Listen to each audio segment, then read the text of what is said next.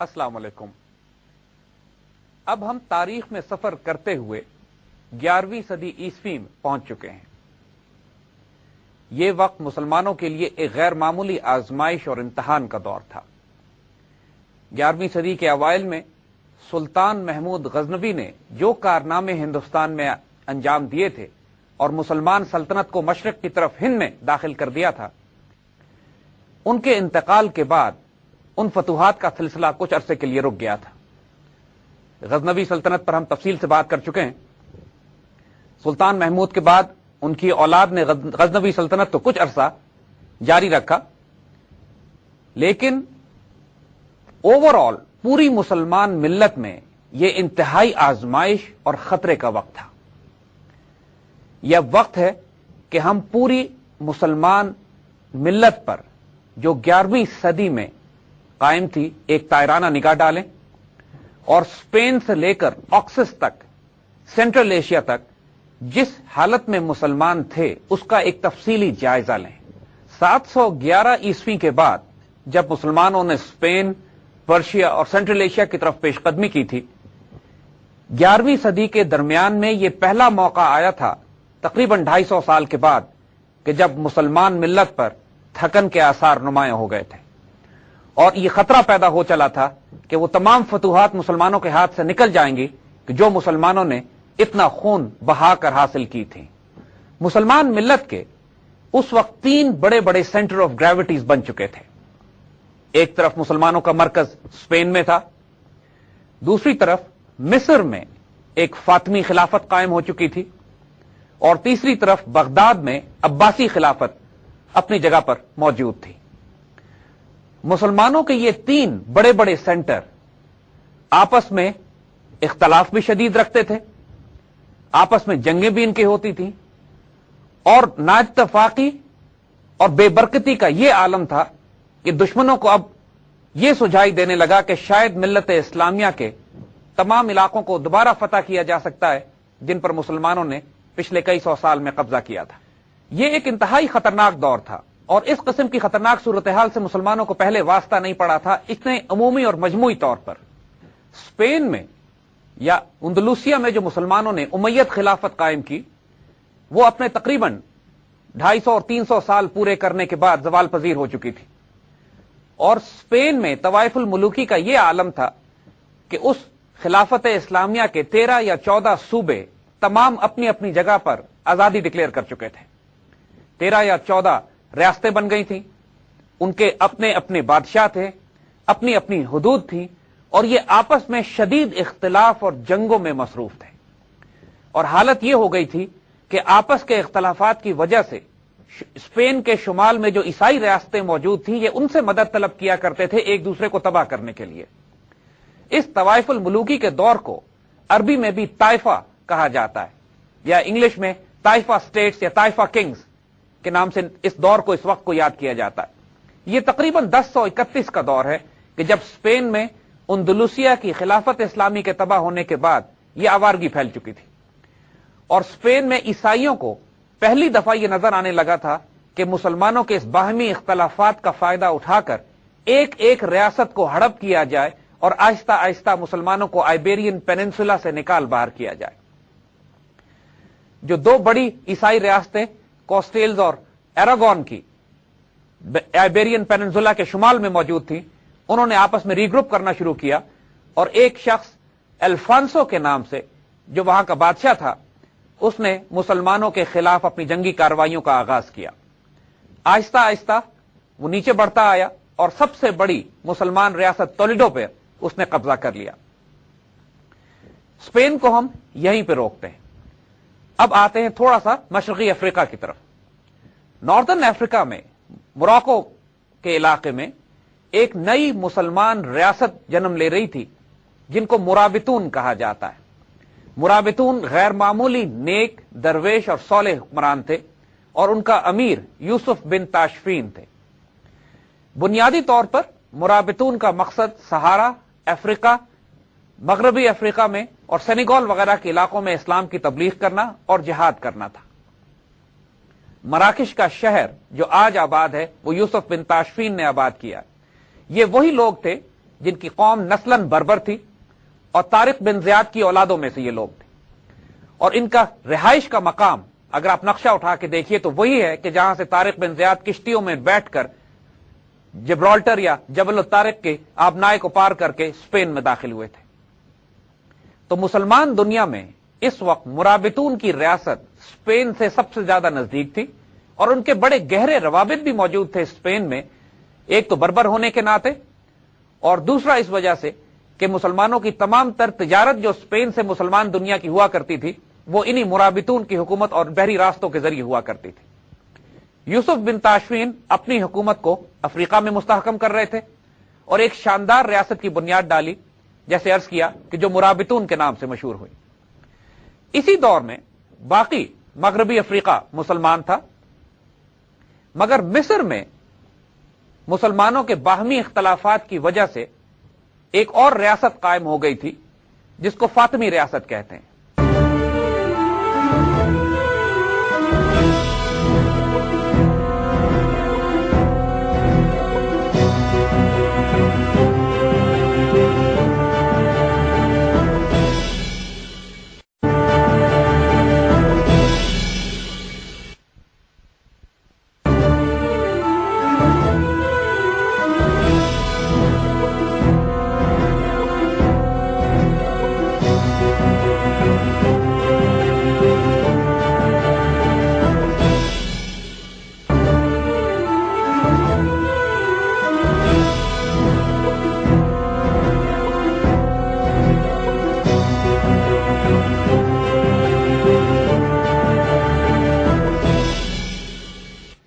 فاطمی خلافت مصر میں کافی عرصے پہلے قائم ہو چکی تھی۔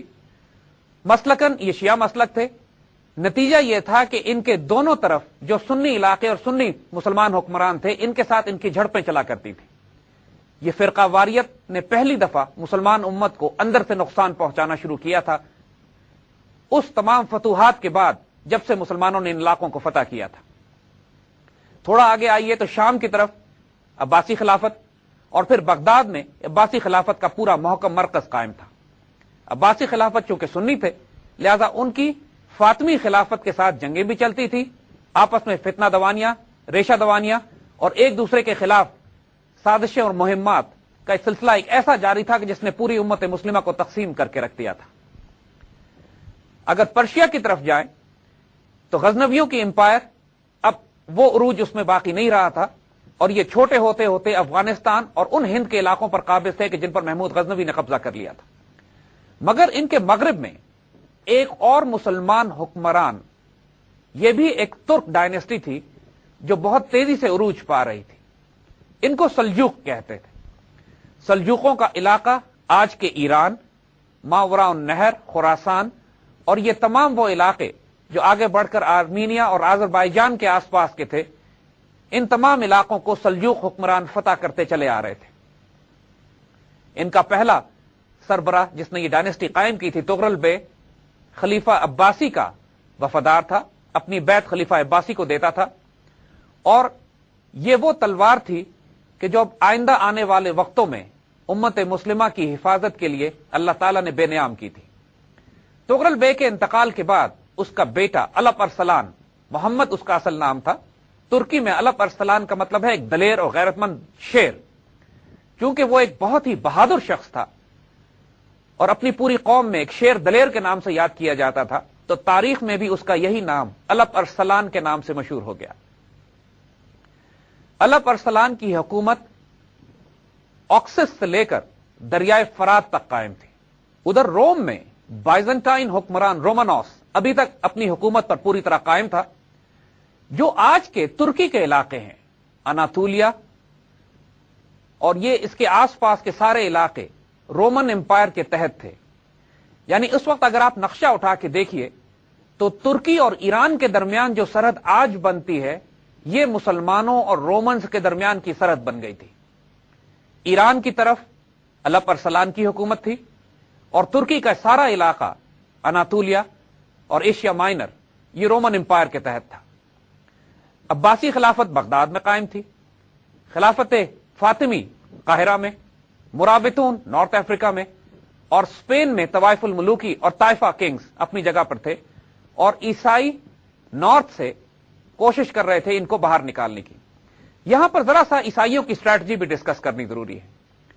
جب یہ مسلمان ملت میں اس قدر طوائف الملوکی اور کمزوری اور باہمی اختلافات، چاہے وہ فرقہ وارانہ بنیاد پر تھے یا آپس میں ایک دوسرے کی سلطنت میں سے حصہ نکالنے کے لیے، یہ اتنے عروج پر پہنچ گئے تو عیسائیوں کو بھی یہ موقع ملا کہ مسلمانوں کے خلاف ایک کمپریہنسو ملٹری اسٹریٹجی ڈیولپ کریں. عیسائیوں کا پلان یہ تھا کہ مسلمانوں کے خلاف ایک ڈبل پنجر کیا جائے، یعنی قسطنطنیہ کی طرف سے لے کے ایشیا مائنر میں ان کی فوجیں داخل ہوں گی اور آگے بڑھتی بڑھتی مسلمانوں کو وہ اپنی سرحدوں سے باہر نکالیں گی اور پیچھے تک دھکیلیں گی.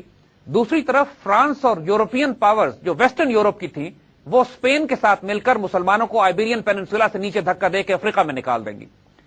ان دونوں ایکسس پر سائملٹینیسلی کام کرنا شروع کر دیا تھا عیسائی دنیا نے، ان مسلمانوں کی کمزوریوں کو دیکھتے ہوئے کہ جو اس وقت افریقہ سے لے کر آکسس کے درمیان مسلمان دنیا جس انتشار کا شکار تھی، وہ ایک اچھا موقع فراہم کر رہا تھا عیسائیوں کو کہ پہلی مرتبہ کئی سو سال میں مسلمانوں کے خلاف ایک کمپریہنسو رسپانس ڈیولپ کر سکیں. یہی کمپریہنسو رسپانس آگے جا کے صلیبی جنگوں کی شکل میں نمودار ہوتا ہے، لیکن اس پر ہم بعد میں آئیں گے. اس خطرناک موقع پر اللہ تعالی تائید غیبی سے مسلمان ملت کو دو تلواریں، دو ایسے غازی دیتے ہیں کہ جو مشرق اور مغرب میں عیسائیوں کے اس اٹھتے ہوئے سیلاب کو روک دیتے ہیں. یہ دونوں مجاہد، ایک جو افریقہ میں تھا یوسف بن تاشفین، اور دوسرا مشرق میں ایران کی سمت الپ ارسلان، امت مسلمہ کے جلیل القدر مجاہدین میں شامل ہوتے ہیں. اور ان کی جنگی خدمات کے نتیجے میں کئی سو سال تک مسلمان ملت کو اپنے آپ کو یکجا کر کے شیرازہ بندی کر کے دشمنوں کا مقابلہ کرنے کا موقع مل گیا. الپ ارسلان تقریباً 1064 میں سلجوق تخت پر بیٹھتے ہیں اور ایک غیر معمولی سربراہ کی حیثیت سے مسلمان ملت کے سامنے آتے ہیں. ان کے ایک بہت مشہور وزیر جنہوں نے تاریخ اسلام میں بہت نام کمایا وہ نظام الملک ہیں. عالم اسلام میں ان سے بہتر ایڈمنسٹریٹر، اسٹیٹسمین اور بیوروکریٹ پیدا نہیں ہوا تھا. اگر آج کل ہمارے علماء اس بات کو جانتے ہوں گے کہ آج جو ہمارے مدارس میں درس نظامی پڑھایا جاتا ہے اس کی بنیاد نظام الملک ہی نے رکھی تھی، اور انہی کے نام کی مناسبت سے ہمارے مدارس میں یہ درس جاری ہے. سلطان الپ ارسلان نے حکومت سنبھالتے ہی اپنا رخ بازنطینیوں کی طرف کر لیا اور سب سے پہلے آگے بڑھ کر آذربائیجان اور جارجیا کے علاقوں کو فتح کر لیا. ان کی ان فتوحات سے پورے بائزنٹائن امپائر میں پینک اور خطرے کی لہر دوڑ گئی اور یہ فیصلہ کیا جانے لگا کہ اب ایک بڑے بڑے لشکر تیار کیے جائیں جو ایشیا مائنر اور اناطولیا میں داخل ہو کر سلطان الپ ارسلان کے خطرے کا مقابلہ کریں. دوسری طرف یوسف بن تاشفین اپنے آپ کو منظم کر رہے تھے نارتھ افریقہ میں اور ان تمام حالات پر گہری نظر رکھے ہوئے تھے جو کہ اندلوسیا میں برپا کیے جا رہے تھے. مسلمانوں کو جب اندلوسیا میں شکست ہونا شروع ہوئی تو تمام بقیہ طائفہ والوں نے اپنی سلامتی کے لیے اس بات کا فیصلہ کیا کہ یوسف بن تاشفین کی طرف مدد کی درخواست کی جائے. لیکن اس سے پہلے کہ ہم ویسٹرن تھیٹر آف آپریشنز کی بات کریں، ہم سلطان الپ ارسلان اور بازنطینی سلطانوں کے خلاف جو کیمپینز تھی ان کے بارے میں تفصیلی بات کرنا چاہیں گے.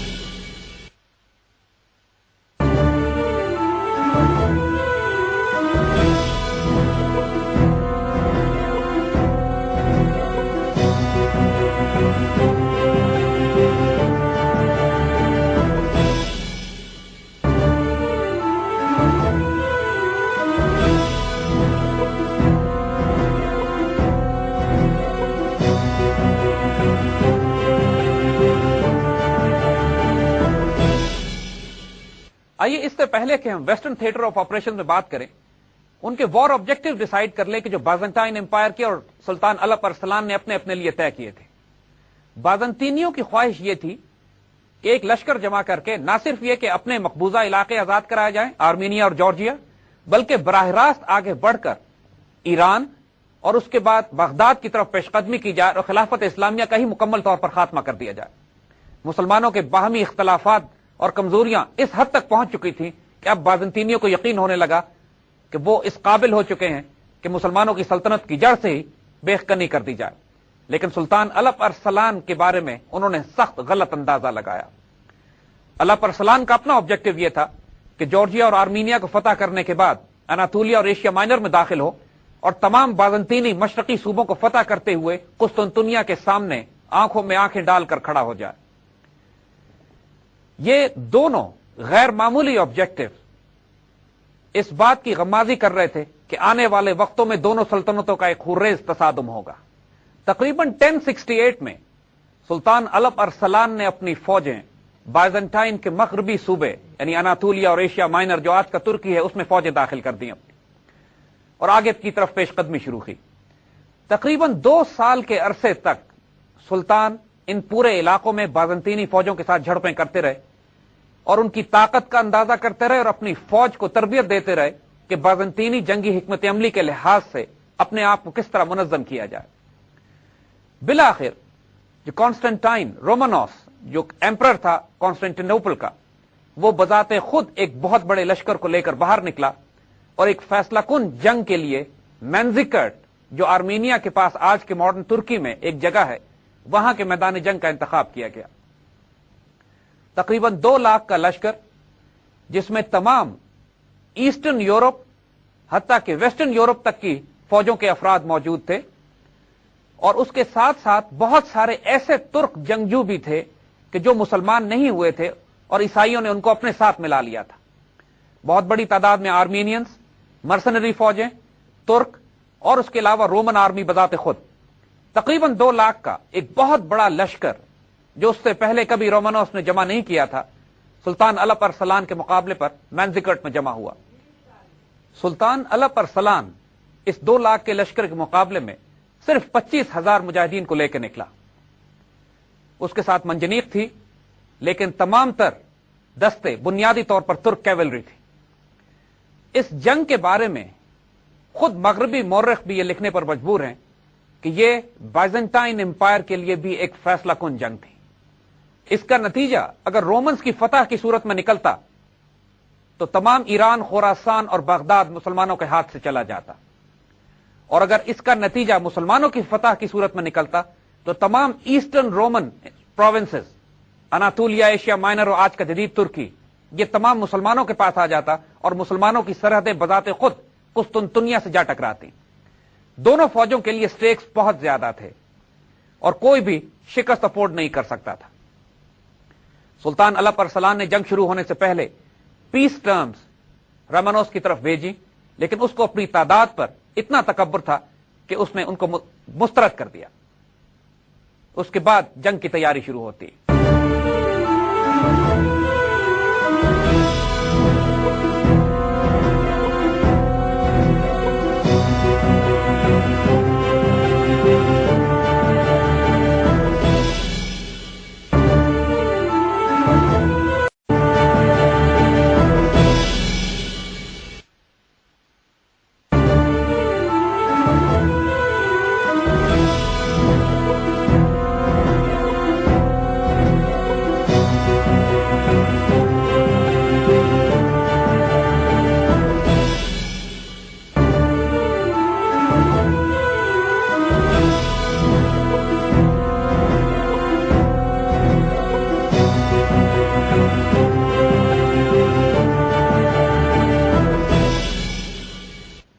جب دونوں فوجیں آمنے سامنے آتی ہیں تو سلطان نے اس سے پہلے یہ حکمت عملی اختیار کی کہ اپنی فوجوں کے 2 انتہائی طاقتور دستوں کو رائٹ اور لیفٹ فلینک پر چھپا دیا اور میدان جنگ میں ان کو بیچ میں لے کے نہیں آئے۔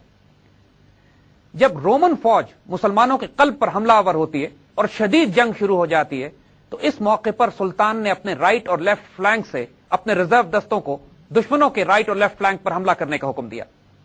हमला गैर मुतवक्को भी था और शदीद भी। उसके नतीजे में रोमन फौज का राइट फ्लैंक बिल्कुल शटर होकर रह गया और लेफ्ट फ्लैंक भी दबाव में आया। लेकिन इसके दौरान एक गैर मामूली बात होती है जिसने लड़ाई का पांसा तकरीबन मुसलमानों के हक में पलट दिया। जो रोमन दस्तों में उनके साथ आने वाले तुर्क मर्सनरी मौजूद थे, उन्होंने सुल्तान अलप अरसलान की फौज में अपने कबीले वालों को, अपने रिश्तेदारों को पहचान लिया और ऐन मैदान जंग में अपनी लॉयल्टीज तब्दील हो गई और वो तमाम तुर्क मर्सनरी जो रोमन्स की तरफ से लड़ रहे थे वो मुसलमानों की सफों में आ गए। इस गैर मुतवक्का डेवलपमेंट से आर्मेनियन फौज कि जो रोमन्स के साथ आई हुई थी वो भी मैदान छोड़कर भागने लगी और सिर्फ रोमन फौज बाकी रह गई कि जो चारों तरफ से मुसलमानों के घेरे में आ चुकी थी। अब जंग का पासा पूरी तरह पलट चुका था। सुल्तान ने अपने कैवलरी दस्तों को हुक्म दिया कि तमाम फरार होने वाले रोमन्स और आर्मीनियंस को कुचल के रख दिया जाए। इस कदर कंप्लीट स्लॉटर हुआ कि एक भी रोमन फौज का शख्स जिंदा न बच सका सिवाय चंद एक लोगों के जो कैद कर लिए गए। बजाते खुद रोमन एम्परर रोमनोस मुसलमानों के हाथों गिरफ्तार हुआ, बल्कि एक आम मामूली सिपाही ने इसको पकड़कर सुल्तान के हुजूर पेश किया। रोमन बादशाह के गिरफ्तार होने की दास्तान भी एक इंतहाई अजीब और गरीब है। इसको जिस सिपाही ने गिरफ्तार किया वो इंतहाई नहीफ और नाजुक और एक कमजोर नातवा शख्स था। जंग पे जाने से पहले मुसलमान वजीर निजामुल मुल्क ने उसको देखकर कहा था कि इसको ले जाने का क्या फायदा, लेकिन जब उसने खूब शोर पुकार की तो निजामुल मुल्क ने बड़े तंजिया अंदाज में कहा, क्या तुम हमें रोमन बादशाह गिरफ्तार करके दे सकते हो? इस तंज के बाद उसको इजाजत दे दी गई कि मैदान जंग में जाके मुसलमानों की तरफ से जंग कर सके। और कुदरत का करना यही हुआ कि रोमन बादशाह को इसी नातवा और मिस्कीन शादी खान ने गिरफ्तार करके अलप अरसलान के सामने पेश किया। यह कुदरत का एक अजीब मजाक था। सुल्तान अलप अरसलान के सामने जब रोमनोस को पेश किया गया, सुल्तान ने पहले उसको अपने हाथ से 3 दफा हल्के हल्के मुक्के दे के कहा कि क्या तुमको मैंने नहीं कहा था कि मुझसे सुलह कर लो? देखो अब तुम्हारा अंजाम अल्लाह ने क्या कर दिया। रोमनोस ने उससे यह कहा कि अब मुझे तंज करना बंद करो, मुझे बताओ तुम मेरे साथ अब क्या सलूक करोगे। सुल्तान ने उससे पूछा कि अगर तुम मुझे गिरफ्तार करते तो तुम मेरे साथ क्या सलूक करते? तो रोमनोस ने कहा कि या तो मैं तुम्हें कत्ल कर देता या तुम्हें बेइज्जत करके कुस्तुनतुनिया के बाजारों में घुमाता और इसके अलावा और कोई रास्ता मैं ना अख्तियार करता। सुल्तान ने उससे पूछा कि अब तुम बताओ तुम्हारे साथ मैं क्या सलूक करूंगा। तो उस पर रोमन एम्परर कहता है कि मुझे यकीन है कि तुम मुझे कत्ल कर दोगे या बगदाद में मुझे तुम गधे पर बिठाकर बेइज्जत करोगे, और इस बात की मैं उम्मीद नहीं करता कि तुम मुझसे फिदिया लेकर मुझे आजाद कर दोगे। इसके जवाब में अलप अरसलान उससे कहते हैं कि मैं तुम्हें वो सजा दूंगा जो सबसे ज्यादा सख्त है, मैं तुम्हें रिहा कर दूंगा। इस बात पर मशहूर मौर्रिख गिबन भी लिखने पर मजबूर है कि सुल्तान अलप अरसलान ने जो सलूक अपने इस बदतरीन दुश्मन के साथ किया वो बड़ी से बड़ी आला तहजीबों को भी इखलाक का दर्स देता है। सुल्तान अलप अरसलान का कैरेक्टर और किरदार यही था कि इसके दुश्मन भी मजबूर थे कि इसकी तारीफ करें। इसके बाद अमन की शराइत तय की गई और अमन की शराइत रोमन एम्पायर के लिए इतनी हतक आमेज और तौहीन आमेज थी कि मगर वो मजबूर थे कि इनको कबूल करें। तमाम फौज रोमन एम्पायर की मशरकी सूबों में तबाह की जा चुकी थी। इनके पास अब कोई ऑप्शन नहीं थी कि तमाम वो शराइत जो सुल्तान अलप अरसलान इनके सामने रखते हैं उनको कबूल कर लें। यह बजाते खुद काफी था रोमन्स के लिए कि बादशाह की जाँ बख्शी कर दी गई थी। जो मैनजिकर्ट की जंग के बाद अमन की शराइत तय की गई, जरा उनको भी सुन लीजिए। इन शराइत के मुताबिक 15 लाख दीनार सुल्तान अलप अरसलान की खिदमत में पेश किए जाने थे। तमाम रोमन फौजें सुल्तान अलप अरसलान के डिस्पोजल पे थी कि जिस तरह चाहें वो उसको इस्तेमाल करें। रोमन एम्परर की बेटी सुल्तान के बेटे के निकाह में आनी थी। तमाम बड़े बड़े किले जो ईस्टर्न रोमन एम्पायर में थे वो सुल्तान अलप अरसलान को मिलने थे और यह अमन का मुआहिदा 50 साल तक कायम रहना था। यह शराइत रोमन एम्पायर और रोमन कौम के लिए इस कदर शर्मनाक थी और इन शराइत में सुल्तान अलप अरसलान का जलाल भी जाहिर होता था। जब सुल्तान ने रोमनोस की जान बख्शी की थी तो यह कहा था कि मेरी सजा तुम्हारे लिए बहुत सख्त होगी। बाद के आने वाले वाकयात ने बताया कि यह वाकई सुल्तान की यह सजा रोमनोस के लिए बहुत सख्त थी। इस मुआहदे के बाद रोमनोस को इज्जत दी गई, उसको खिलत पहनाई गई, उसको जादिरा दिया गया और एक सिपाहियों को एक दस्ता इसके साथ किया गया जो इसको हिफाजत से कॉन्स्टेंटिनोपल पहुंचा दे। لیکن اس کے کانسٹینٹینوپل پہنچنے سے پہلے ہی ان شرائط کی اطلاع روم پہنچ چکی تھی. پوری قسطنطنیہ میں بغاوت برپا ہو گئی اور سلطان الپ ارسلان کے اس دستے کو روانہ کرنے سے پہلے ہی قسطنطنیہ میں رومانوس کو ڈپوز کر دیا گیا، اس کا تختہ الٹ دیا گیا. جب یہ وہاں پہنچتا ہے تو اس کو گرفتار کر لیا گیا اور حتیٰ کہ اس کو اندھا کر کے جیل میں بھیج دیا، جہاں کچھ عرصے کے بعد یہ ہلاک ہو گیا. جب ان ساری باتوں کی اطلاع سلطان الپ ارسلان کو پہنچتی ہے تو وہ سخت جلال میں آتے ہیں اور اعلان کر دیتے ہیں کہ جو معاہدہ انہوں نے رومنز کے ساتھ کیا تھا وہ معاہدہ اب ختم ہو گیا ہے اور سلطان کو پورا اختیار ہے کہ ایسٹرن بائزنٹائن پروونسز میں داخل ہو کر قسطنطنیہ تک کے تمام علاقوں کو فتح کر لیں. اس کے بعد سلطان اپنی فوجوں کو بائزنٹائن سلطنت میں داخل کر دیتے ہیں اور تمام علاقوں کو فتح کرتے ہوئے بذات خود قسطنطنیہ کے سامنے پہنچ جاتے ہیں.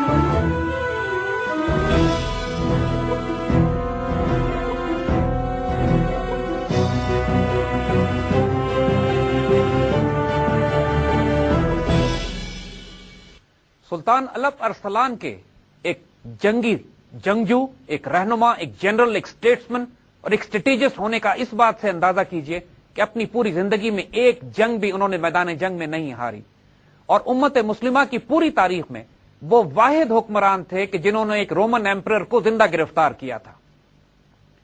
گبن جو معروف تاریخ دان ہے وہ بیٹل آف مینزیکرٹ کے بارے میں لکھتا ہے کہ اس کے بعد سے رومن امپائر کا زوال شروع ہو جاتا ہے.